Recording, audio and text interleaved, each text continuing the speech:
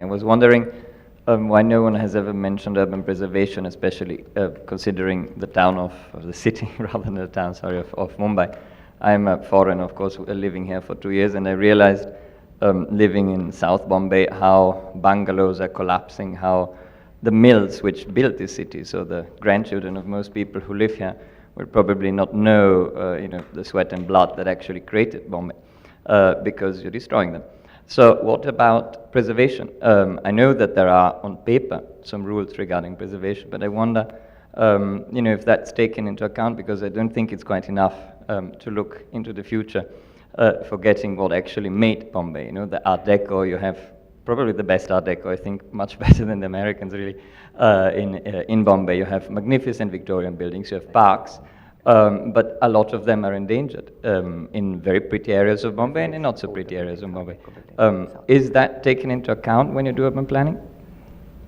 Meera, this is a part of the city that you aspire to represent in the Lok Sabha, so well, I'll answer it by saying that I think it's a function of time. So if you wait long enough, then your citizens value these things. And I think Calcutta is a very good example of that. So there wasn't that rapid development in Calcutta, which meant that some buildings just fell apart, but a lot of buildings just survived. So you have a lot of beautiful architecture which has survived to a point where where it comes. And I think a very good example is the Jindal bungalow on Pedder Road. So Pedder Road got entirely converted into these very ugly 70s architecture. In fact, a lot of Bombay, if it just fell down, would be fine. But Jindal apparently bought this bungalow and then was going to redevelop it into this magnificent mansion, as some of his other industrialist friends have done. But someone then went and had a word with him and said, look, why don't you preserve it? And so on Pedder Road, you have this very beautiful structure, very well preserved. I think the Rent Control Act is actually, in that sense, doing yeoman service. Some of these buildings are just getting preserved. And I think the newer generation which is coming out, the millennials. To achieve it. Huh? Okay.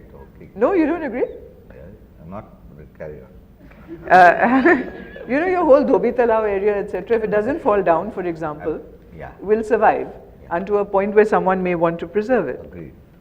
I think that, I agree with you. I think there's some very beautiful architecture and there's some very horribly ugly architecture. Hopefully the ugly architecture will get redeveloped. Hopefully the beautiful architecture will survive. There is, of course, the whole, INTAC, which has got heritage buildings.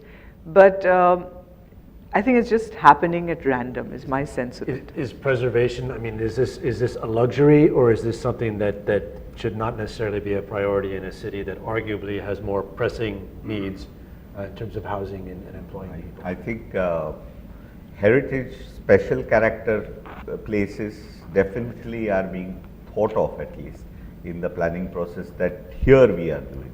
The only point that we would, I would like to convince my other friends there in the planning thing, and hopefully they are convinced, is let's not preserve them purely as museum pieces. Right. They have to have a functional kind of a character to it, and then we need to do this, etc.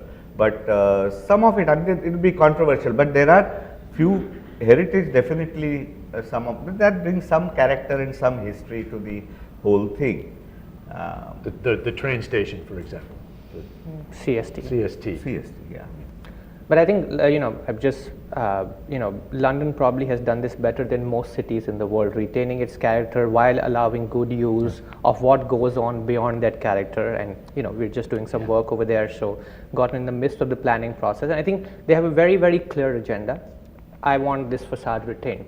What you want to do behind it, I'm going to be supportive of it. So as long as it's clear about what I want. So when we say listing a heritage building, today it's almost as if we say, don't do anything, let those rickety old slabs and, propping columns fall, but I will not allow you to touch it, which is sort of a form which doesn't achieve anything. But if you go down the model of saying, okay, let's list facades, list rooms if they're important. For example, Gandhiji's room near August Kranti Maidan, and let's be clear about it, and then let people work within those limitations. I think it's very important, in my belief, to actively preserve the fabric of South Bombay, because I think 50 years later, our future generations are going to say otherwise.